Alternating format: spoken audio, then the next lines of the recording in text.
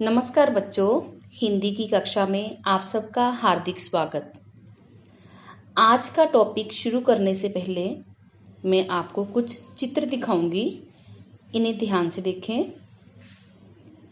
सबसे पहले चित्र में हम देख रहे हैं कि पेड़ पर बंदर बैठे हुए हैं। तो आओ इससे संबंधित वाक्य को देखें। पेड़ पर 3 बंदर बैठे हैं। तो यहाँ पर स्पष्ट दिखाई दे रहा है कि पेड़ पर कितने बंदर बैठे हैं? 3। तो यहाँ पर हमें बंदरों की संख्या का बोध हो रहा है। अगले चित्र को देखते हैं। जी हाँ, यह एक भालू का चित्र है। तो आओ इससे संबंधित वाक्यों को पढ़ते हैं। यह काला भालू है। तो भालू कैसा है? काले रंग का। तो यहाँ पर काला शब्द जो है उसकी विशेषता को दर्शा रहा है कि भालू का रंग कैसा है? काला है। अगला चित्र देखें।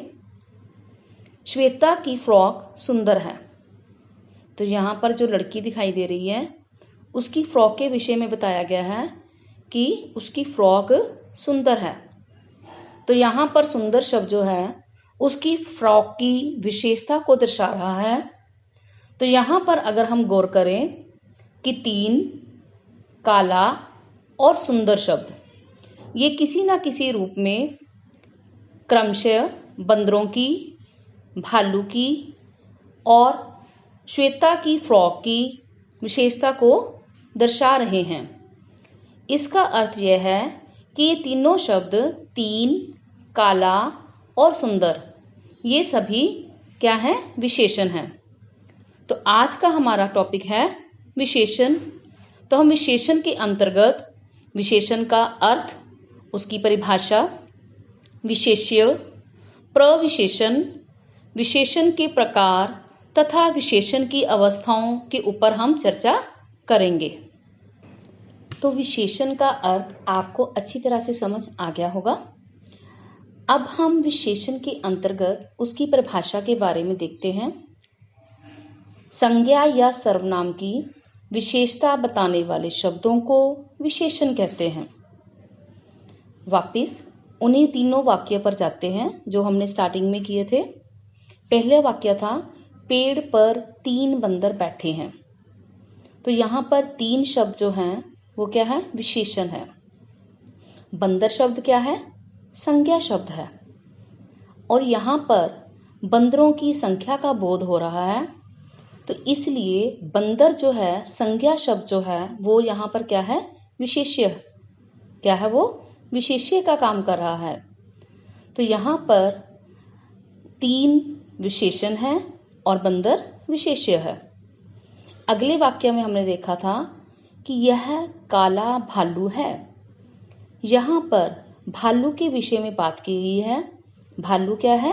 संज्ञा शब्द है। संज्ञा की विशेषता क्या बताई गई है कि वह काले रंग का है। उसके रंग के बारे में बताया गया है। तो यहाँ पर काला विशेषण है और भालू शब्द क्या है? वो विशेष्य है। तीसरे वाक्य में हमने पढ़ा था श्वेता की फ्रॉक सुंदर है। श्वेता की फ्रॉक सुंदर है। तो यहाँ पर फ्रॉक की विशेषता बताई गई है। फ्रॉक क्या है? किसी वस्तु का नाम है। ठीक है, तो वस्तु का नाम भी वो क्या है? संज्ञा शब्द ही होता है। उसकी विशेषता क्या है कि वो सुंदर है। फ्रॉक कैसी है? सुंदर है। तो यहाँ पर सुंदर शब्द विशेषण का कार्य कर रहा है और फ्रॉक जो है वो क्या है? विशेष्य है। तो विशेष्य और विशेषण का अंतर आपको भली भांति समझ आ गया होगा। आगे बढ़ते हैं अपने विषय की तरफ। आगे मैं बात कर रही थी प्रविशेषण के बारे में कि प्रविशेषण किसे कहा जाता है।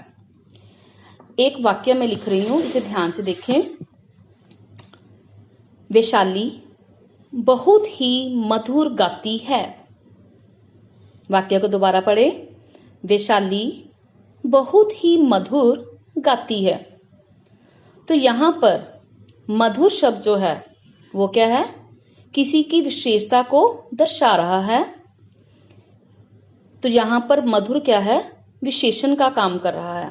क्या है ये? विशेषण है। किसकी विशेषता को प्रकट कर रहा है? वो विशाली की, कि उसकी आवाज जो है, विशाली की जो आवाज जो है वो क्या है? बहुत ही मधुर है, वो बहुत मधुर गाती है। इसका अर्थ है कि विशाली शब्द जो है, जो कि संज्ञा शब्द है, उसकी विशेषता बताई जा रही है, वो यहाँ पर क्या है? विशेष्य है। बात कर रहे थे हम प्रविशेषण की। प्रविशेषण क्या होता है? प्रविशेषण वो होता है जो विशेषण की भी विशेषता को दर्शाए। मधुर के आगे अगर हम ध्यान दें तो बहुत ही शब्द जो है वो लिखा हुआ है। इसका अर्थ यह है कि विशाली मधुर गाती है। कितना मधुर गाती है? बहुत ही। तो यहाँ पर बहुत ही शब्द जो है प्रविशेषण का कार्य कर रहा है। इसका अर्थ है कि यदि मधुर शब्द विशेषण है तो उसकी विशेषता भी कौन बता रहा है? यहाँ पर बहुत ही शब्द। तो इसलिए जब विशेषण की भी विशेषता आगे जिन शब्दों के द्वारा दर्शाई जाती है उन्हें हम प्रविशेषण कहते हैं। अब हम आगे चर्चा करेंगे विशेषण के भेदों के बारे में। हिंदी भाषा में विशेषण के मुख्यतः 4 भेद जो हैं वो माने जाते हैं। पहला है गुणवाचक विशेषण, आगे है परिमाणवाचक विशेषण, फिर है संख्यावाचक विशेषण और अंतिम में सार्वनामिक विशेषण। तो आओ इनके बारे में विस्तार से चर्चा करें। तो सबसे पहले है गुणवाचक विशेषण। संज्ञा या सर्वनाम के गुण, दोष, रंग, रूप, आकार, काल, ये काल यानी समय, स्वाद, गंध, स्पर्श, दशा इत्यादि का बोध कराने वाले शब्दों को गुणवाचक विशेषण कहा जाता है। उदाहरण देखें। सेठ बहुत ही ईमानदार है। तो यहाँ पर ईमानदार शब्द जो है सेठ के विशेषता को दर्शा रहा है, उसके गुणों के बारे में बता रहा है कि वो कैसा है, इंसान है, ईमानदार। आगे है कोए की आवाज कर्कश होती है। तो यहाँ पर कौवे की आवाज के बारे में बताया गया है कि उसकी आवाज कैसी होती है? कर्कश। तो यहाँ पर कर्कश शब्द क्या है? विशेषण है। अगला वाक्य देखें। उसका भाई दुबला पतला है। उसका भाई दुबला पतला है। तो यहाँ पर दुबला पतला शब्द जो है किसी की विशेषता को दर्शा रहा है, उसकी दशा का बोध दे रहा है कि वो कैसा है दिखने में। तो यहाँ पर दुबला पतला भाई, उसके भाई की विशेषता को दर्शा रहा है। उसका शब्द यहाँ पर क्या है? सर्वनाम। जैसे कि मैंने पहले कहा था कि संज्ञा या सर्वनाम की विशेषता जो बताए वो क्या है? विशेषण है। तो यहाँ पर उसका शब्द जो है वो क्या है? सर्वनाम शब्द है। तो यहाँ पर दुबला पतला जो है विशेषता को दर्शा रहा है और ये क्या होगा? विशेषण होगा। आगे है विशेषण का अगला भेद परिमाणवाचक विशेषण। संज्ञा या सर्वनाम की मात्रा यानी उसकी क्वांटिटी, मात्रा या परिमाण का बोध कराने वाले विशेषण शब्दों को परिमाणवाचक विशेषण कहते हैं।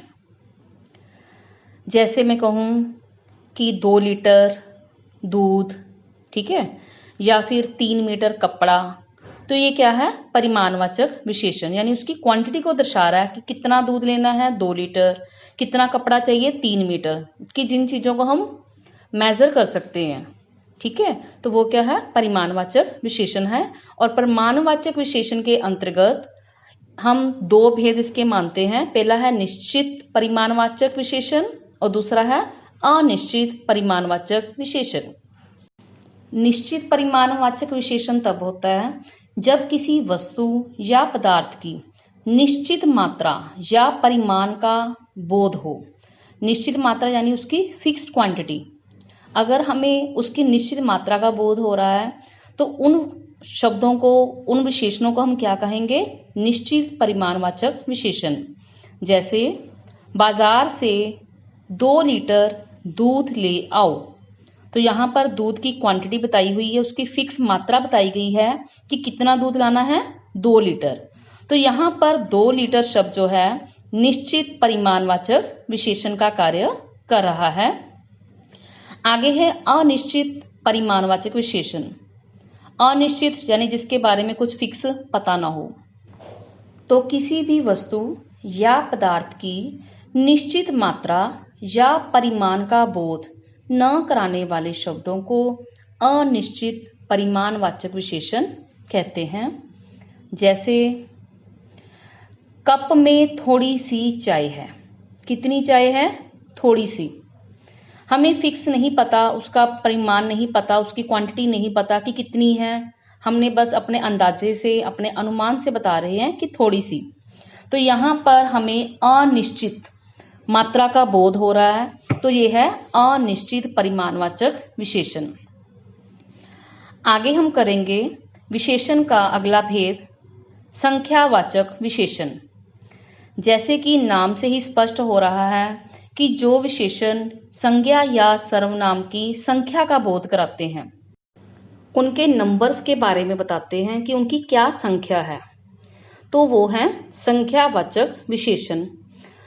जैसे हमने परिमाणवाचक विशेषण में उसकी 2 टाइप्स की थी, निश्चित और अनिश्चित परिमाणवाचक विशेषण, ठीक इसी प्रकार से संख्यावाचक विशेषणों में भी हम उसके 2 टाइप्स करते हैं, निश्चित संख्यावाचक विशेषण और अनिश्चित संख्यावाचक विशेषण।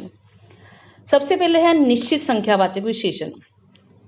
संख्या या सर्वनाम की निश्चित संख्या का, निश्चित संख्या मतलब उसकी फिक्स्ड नंबर्स का, कि कितनी उसकी संख्या है, 2 है, 4 है, 10 है, 20 है, तो जिनको हम काउंट कर सकते हैं, तो ऐसे शब्दों को हम निश्चित संख्यावाचक विशेषण कहते हैं। जैसे मेरी कक्षा में 30 छात्र हैं, टोकरी में 10 आम रखे हैं। तो यहाँ पर पहले वाक्य में छात्रों की संख्या बताई गई है कि कितनी संख्या उनकी, 30। फिक्स्ड नंबर है, कितनी है वो, 30 है। पता चल रहा है कि कितने छात्र हैं कक्षा में। अगले वाक्य में हमने देखा कि टोकरी में आम है, कितने आम हैं जिनको हम काउंट कर सकते हैं, हम बता सकते हैं उसके नंबर्स को कि कितने नंबर्स हैं, कितने आम हैं, 10। तो यहाँ पर 10 शब्द जो है वो क्या है, निश्चित संख्यावाचक विशेषण का उदाहरण है। आगे है अनिश्चित संख्यावाचक विशेषण। अनिश्चित यानी जिसके बारे में फिक्स हमें पता ना हो।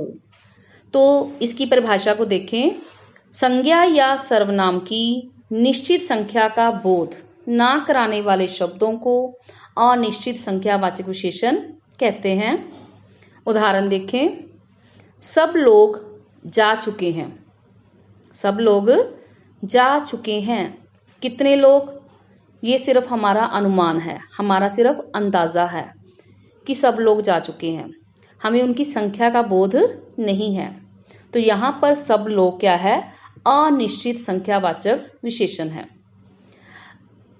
अगला इसका उदाहरण देखें, आकाश में बहुत से तारे हैं। कितने तारे हैं, बहुत से। हमें उनके बारे में सिर्फ अंदाजा है कि बहुत सारे हैं तारे, हम उनको काउंट नहीं कर सकते। तो इसका मतलब बहुत से, यहाँ पे जो शब्द जो है उनकी अनिश्चित संख्या का बोध करा रहे हैं, तो ये है अनिश्चित संख्यावाचक विशेषण। अंत में हम करेंगे विशेषण का अगला भेद, सार्वनामिक विशेषण। सार्वनामिक विशेषण क्या है कि जो सर्वनाम शब्द किसी संज्ञा से पहले आकर, किसी संज्ञा से पहले आकर उसकी विशेषता बतलाते हैं, उन्हें सार्वनामिक या संकेतवाचक विशेषण कहते हैं। उदाहरण देखिए, यह कलम मेरी है। यह कलम मेरी है। तो यहाँ पर कलम शब्द क्या है, संज्ञा शब्द है। संज्ञा से पहले जो शब्द है वो किसी चीज की ओर हमें इंडिकेट कर रहा है। वो शब्द क्या है, यह, कि यह कलम किसकी है, मेरी है। तो यहाँ पर यह शब्द जो है सार्वनामिक विशेषण है, जो कि संज्ञा से पहले आकर उसकी विशेषता को बता रहा है। अगला इसका उदाहरण देखें। कोई लड़का बाहर खड़ा है। कोई लड़का बाहर खड़ा है। तो यहां पर सबसे पहले हम देखेंगे संज्ञा शब्द कौन सा आया है, लड़का। तो लड़का से पहले जो शब्द लगा हुआ है कोई, वो संज्ञा शब्द की विशेषता को दर्शा रहा है कि जब भी कोई शब्द संज्ञा से पहले आता है उसकी विशेषता को बतलाता है तो वो है सार्वनामिक या संकेतवाचक विशेषण। तो यहां पर इस वाक्य में कोई क्या है, सार्वनामिक विशेषण है, या हमें इसे संकेतवाचक विशेषण का नाम भी हम दे सकते हैं। और अब हम करेंगे विशेषणों की तुलना, यानी कंपैरिजन ऑफ एडजेक्टिव्स। विशेषणों की तुलना उनकी 3 अवस्थाओं से होती है। पहली अवस्था है मूल अवस्था, दूसरी है उत्तर अवस्था और आगे है उत्तम अवस्था। तो यहां पर कुछ वाक्य लिखे हैं, इन्हें ध्यान से पढ़ें।